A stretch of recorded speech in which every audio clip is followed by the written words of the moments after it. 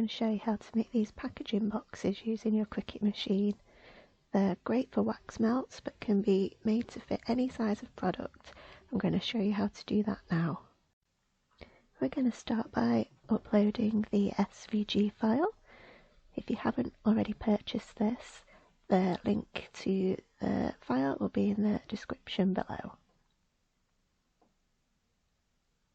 So once it's on the screen, you can see it's black. We're going to change the colour to make it easier to work with.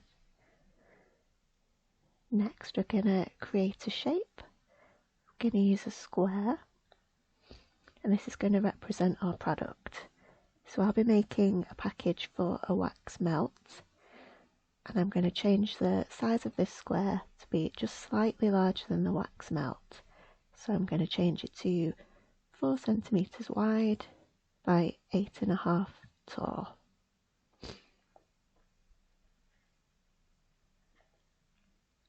And again, I'm going to change that colour to make it easier to work with.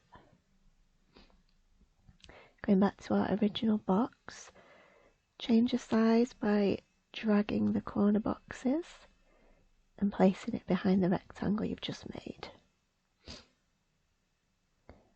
Resize your box so that the left-hand section fits within the rectangle you've just made.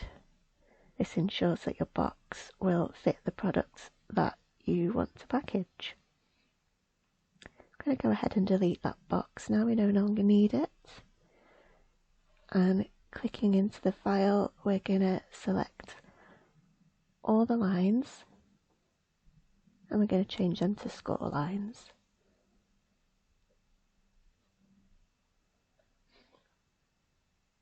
Now if you go ahead and click Make Now, Cricut's going to get you to save the project.